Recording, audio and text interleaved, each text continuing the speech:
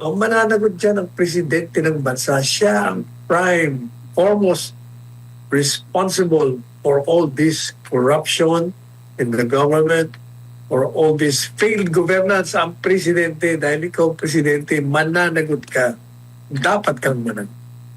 Issue po pala sa apat na nag-recant, Attorney Sal, parang kaduda-duda kasi mas nauna pa daw si dating Speaker Romualdez na nakatanggap nung affidavit ba yun, Attorney? Tapos ito nga yung issue din ng extension ng leave na isinampa po ni Senator Loren Legarda. Ano po ma-komento nyo doon, Attorney? Alam mo yung mga kasong yan. Punta natin yung recantation.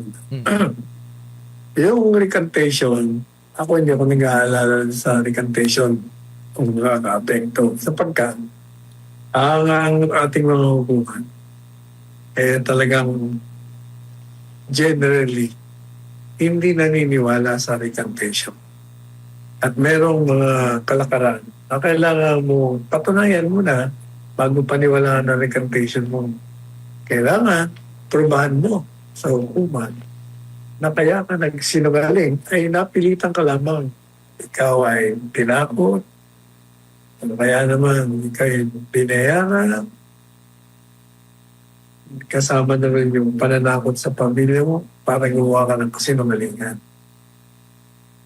Pag hindi mo napatunayan yan, ang hukuman maniniwala sa una mong mga isinabi at pinento. Yan ang regla dyan. Kaya ako, yung mga recantation na yan, tanda mo yung recantation ng kay Dilima, ako hindi naniniwala sa mga recantation. Kung ano yung unang sinabi mo, yun na yun. Maliban na lang kung merong prueba na may coercion, may intimidation, may violence against your person. Pagdating naman dun sa mga hindi pa noon na hanggang ngayon, ay hindi pa naisasampa. Yun, alam na nating lahat na kaya hindi nila maisampa yan. Sapagkat mas marami ang involved o involved sa korupsyon.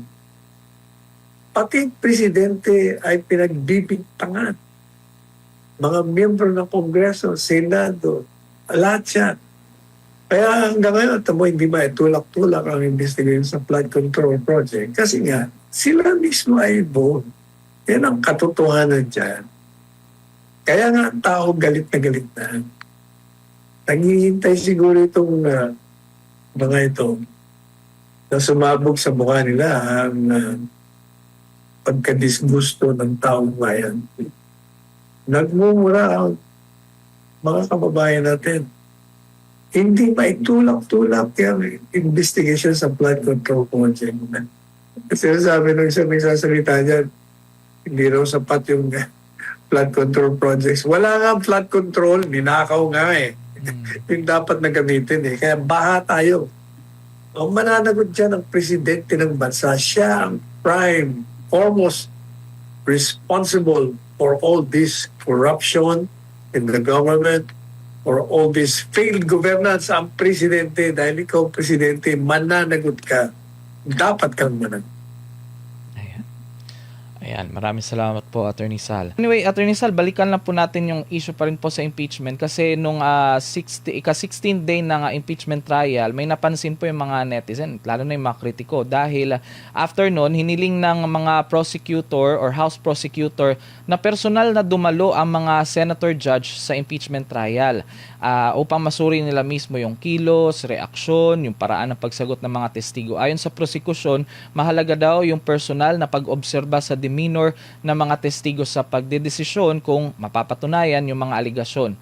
Ito nga nung ika-16 day, Attorney Sal, muling tumestigo si dating OVP Special Disbursing or nagtestigo si dating Special Disbursing Officer Gina Acosta at sinabi niya na siya yung nag-utos na ibigay nga itong 125 million pesos na confidential funds.